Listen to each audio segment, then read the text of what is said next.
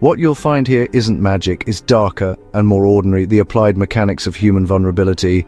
This is dark psychology for beginners. We won't teach you how to become a monster. We will, however, hold a light to the monster's workshop, showing you the blueprints, the tools, and the step-by-step assembly of control. Let's begin. Concept 1, love bombing and devaluation. The Velvet Trap. Mark met Eleanor at a bookshop. Their connection was cinematic. Within a week, she'd written him a poem. Within a month, she'd filled his apartment with small, perfect gifts. His favorite obscure coffee beans, a vintage edition of his childhood favorite book. "You're my universe," she'd whisper. Mark, who'd always felt somewhat ordinary, was intoxicated. He'd never been perceived like this. The shift was glacial. A missed call became, "I guess you were too busy for me." The poem he tried to write for her was met with a patronizing smile. "It's sweet you tried. The meter's off, but the sentiment is cute." He stopped seeing friends. She'd get a migraine if he left, or she'd say, "Go ahead, Dave always did seem to like you more than me."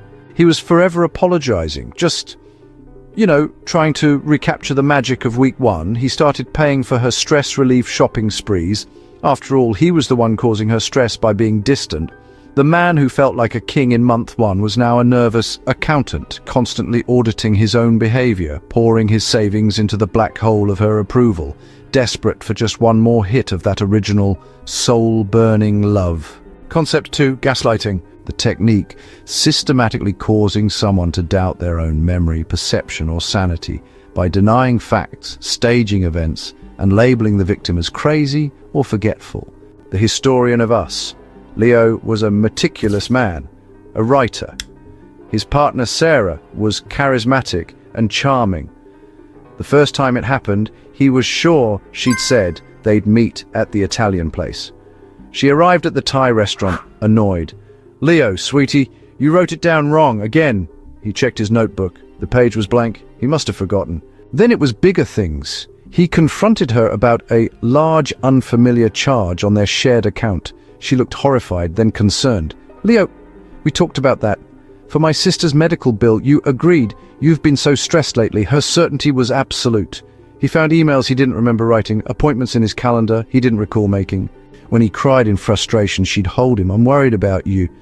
Your memory, maybe we should see someone."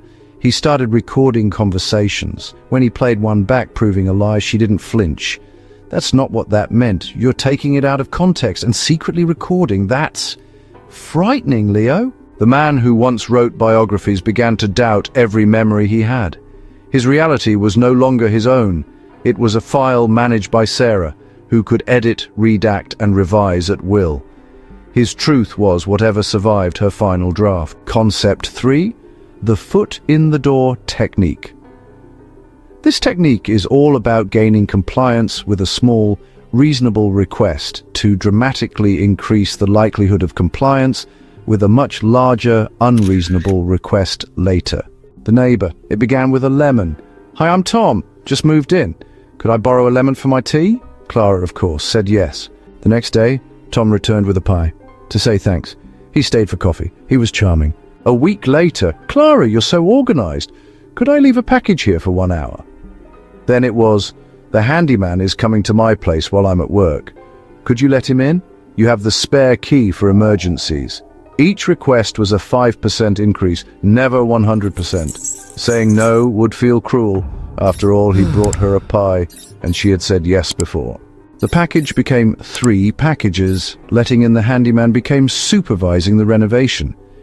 "You're just so much better at this than me," he'd say helplessly. The finale came 6 months in. Tom, distraught, explained his sick mother needed him abroad for 3 months. "The mortgage company is so rigid. Clara, could you just cover the payments while I'm gone? I'll pay you back the second I return. You're the only family I have here." Clara looked at him, then at the key to his house on her ring, then at the ledger where she'd informally tracked his many small debts. She felt a cold clarity. She hadn't climbed a mountain. She'd been placed on a slippery slope, one polite incremental request at a time, and now she was at the bottom, looking up at a demand that would cost her thousands, all because she once gave away a 30-cent lemon. Concept 4, triangulation. The technique involves introducing a third party, real or imagined, into a relationship to create insecurity, competition, and erode the target's sense of specialness, thereby increasing their compliance. The permanent guest. Daniel felt lucky with Priya. She was glamorous, social, and kept him on his toes. Early on, she'd sigh, "My ex-boyfriend, the lawyer, always took me to these Michelin star places. But this burger is great too, honey." It was a joke, he thought. Then it was her work husband, Marcus. Marcus just gets my drive. He predicted the market shift I told you about last month. Daniel, a graphic designer, started binge-watching financial news. He paid for an extravagant vacation to prove he was adventurous, only for Priya to post photos with the caption, "Living my best life. Wish you were here, our Marcus the analyst." When he confronted her, she was aghast. "You're jealous of my colleague? That's so insecure. I need support, not drama." He'd apologize and redouble his efforts. She began texting mysteriously during dates. "Oh, just someone from my yoga class. They're so spiritually deep."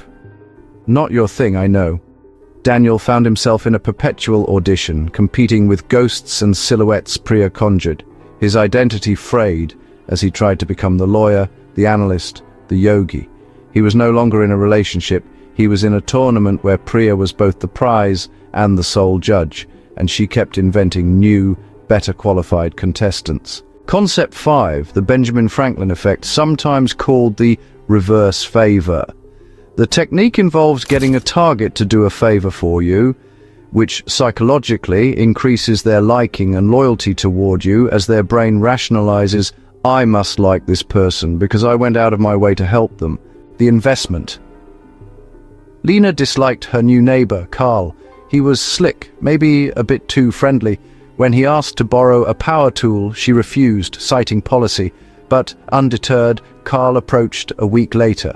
"Lena, I hear you're the only real historian in the book club. I'm drafting a family history for my mother's birthday. Could I bother you for just 20 minutes to look at my timeline? You're the only one I trust to get it right." It was a flattering, very specific ask. Lena, against her gut, agreed. The 20 minutes became an hour of her skilled, meticulous feedback. Carl was effusive. "You've saved this. I could never have seen those gaps." 2 weeks later, Carl asked to park his extra car in her driveway while his was being resurfaced, just for a weekend. Lena's initial no felt harder to say. She had helped him with his family project. He was, in a way, her client. Saying no now felt oddly unprofessional, even rude. After all, she had invested in him. When the book club gossiped about Carl's loud parties, Lena heard herself say, "Oh, he's not so bad. He's actually very devoted to his family." Her mind had rewritten the story. The person she helped could not be a villain, because she was not a fool. Concept 6, future faking. This technique involves making elaborate, beautiful promises about the future, like marriage, a dream home, or even a business partnership, to secure present-day compliance, sacrifice, or loyalty, all with, well, no real intention of following through. The blueprint.